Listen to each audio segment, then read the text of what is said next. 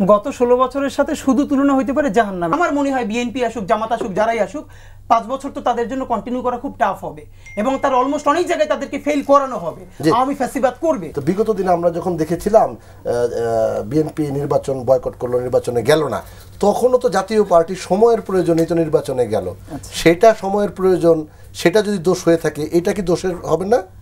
না, মানে হলো ধরেন আপনার প্রথমত যেটা আমাদের ফ্রেমিং অনেক মিডিয়ার ভাইরা করবার চেষ্টা করছে যে গত 16 বছরের সাথে এখন কিছুর, গত 16 বছরের সাথে শুধু তুলনা হইতে পারে জাহান্নামের। জাহান্নাম যেহেতু আমরা দেখি নাই, শুনছি কেমন হইতে পারে, এর সাথে আর কিছুর তুলনা চলে না। নাম্বার 1, এখন ধরেন বিএনপি আর জামাত ইসলামী এই যে মানুষের বলবার, আমি আপনাকে একটু বলে রাখি যে শান্ত ভাই বলছিলেন যে অনেকের কথা শুনতে হয়েছে যে জামাত ইসলামী কেন বিএনপির সাথে। আমরা যখন অনেক ছোট তখনও বারবার বলেছি, মানে কিছু কাজ হলো বিএনপির আজীবন প্রশ্নবারে জর্জরিত করা। এরা কেউ বিএনপির ওয়েল উইশার না, এরা কোনোদিন বেগম জিয়ার অসুস্থতার সময় রাজপথে প্রতিবাদ করে নাই, দাঁড়ায় নাই। যদি প্রশ্ন করা হতো ওই একটাই, আপনারা জামাত ছাড়েন না, আমরা কিভাবে দাঁড়াই।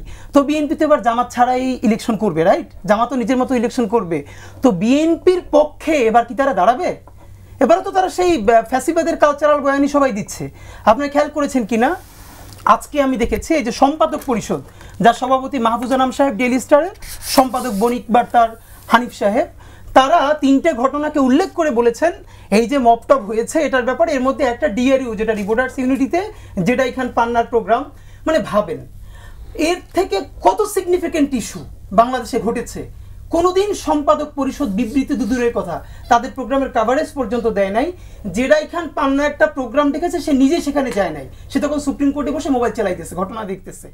এবং এইটাকে মিডিয়া যেভাবে দাঁড় করালো পুরো দেশের সামনে, মানে 15 জন 20 জন ছেলে মেয়ে কোথাও দাঁড়িয়ে চিৎকার চেঁচামেচি করছে, সেইটাকে মূলধারায় এনে প্রশ্ন করা হচ্ছে কি পুরো মুক্তিযুদ্ধের বিরুদ্ধে দাঁড়িয়েছে। এই যে ফজলু সাহেব, অপরাপর অন্যরা সবাই, তাদেরকে কি মানুষ মুক্তিযোদ্ধা হিসেবে গালিগালাজ করে, নাকি তাদের এই চরিত্রের জন্য, মুজিববাদী চরিত্র? সে পুরো দস্তুর ছিল মুজিব বাহিনীর লোক, করেছে তখন মুক্তিযুদ্ধের বিরুদ্ধে কাজ, এরপরে করেছে রক্ষী বাহিনী, এসে বিএনপির উপরে পরে ভর করেছে। বিএনপিকে তো আমি স্যালিউট করি যে পুরো জেনারেশনকে সম্মান জানিয়ে অন্তত 3 মাসের জন্য তাকে শুধরানোর সুযোগ দিয়েছে, এবং সে না শুধরালে আমার ধারণা বিএনপি আরও বড় অবস্থা নিবে। এবং এই যে আমরা সবাই এটার ব্যাপারে অবস্থা নিয়েছিলাম, এটুকুন যে অনার করতে পারলো বিএনপি, আমরা বিএনপির কাছ থেকে তো এটুকুন চাই। প্রশ্ন হলো তাহলে জামাত আর বিএনপি একসাথে ইলেকশন করবে কিনা। প্রথম কথা হলো কেন করবে, বরং এটা কি এই জন্যই যে দেখানোর জন্য যে এখন একটা বিরোধী দলও লাগবে, এই জন্যই কি জামাত করবে? না, আমি বরং আপনারা বলতে পারি, বাংলাদেশের ভাই যেটা অ্যাড্রেস করছিল, অনেকগুলো ইসলামপন্থী দলও তো আছে, সকল ইসলামপন্থী দল কি জামাতের সাথে যাবে? অফকোর্স নট, যাবে না।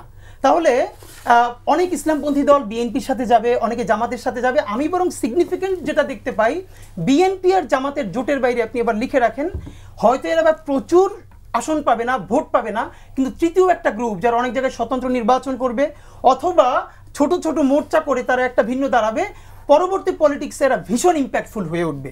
এর কারণ বিএনপি হোক, জামাত ইসলামী হোক, এরা তো আসলে কেউ মানে নতুন ধারার পলিটিক্স তেমন কিছু দিতে পারবে না, শত চেষ্টা করলেও। চেষ্টা করবে, অফকোর্স চেষ্টা করবে, কিন্তু কতটা দিতে পারবে সেটা আমরা 1 বছরে তো অনেক বেশি স্বপ্ন দেখতে পারছি না। তবুও তাদের চেষ্টা জারি থাকুক, এটুকু তো আমরা চাই। কিন্তু এমন কিছু মুখ যারা নতুন করে পলিটিক্সটা করতে চাইবে, এখন মুশকিল হলো আমাদের ভাই বন্ধুরা, বিশেষ করে আমাদের এনসিপির যে বন্ধুরা আছে, এদেরকে হাজারবার বলেছি, যদি এরা মনে করে পলিটিক্স হলো নেক্সট 5 ইয়ার্সের, তাহলে দেশের সর্বনাশ হয়ে যাবে, তাদের আর পলিটিক্স দাঁড়াবে না। আর তারা যদি চিন্তা করে আমাদের বয়স এখন 25, 30, 35, আমরা পলিটিক্সটা করবো আগামী 50 বছর ধরে, এমপি হওয়া জীবনের খুবই ছোট একটা পার্ট। মানে আমার রাষ্ট্রের প্রয়োজনে কোনোদিন প্রধানমন্ত্রী হওয়া লাগতে পারে, কোনোদিন কিছু নাও হওয়া লাগতে পারে, কিন্তু আমার দেশের প্রয়োজনে পলিটিক্সটা জারি রাখতে হবে। আমার মনে হয় বিএনপি আসুক, জামাত আসুক, যারাই আসুক, 5 বছর তো তাদের জন্য কন্টিনিউ করা খুব টাফ হবে এবং তার অলমোস্ট অনেক জায়গায় তাদেরকে ফেল করানো হবে। আওয়ামী ফ্যাসিবাদ করবে, তখন রাষ্ট্রের হাল ধরার জন্য আমাদের একটা ইন্ডিপেন্ডেন্ট ফোর্স লাগবে।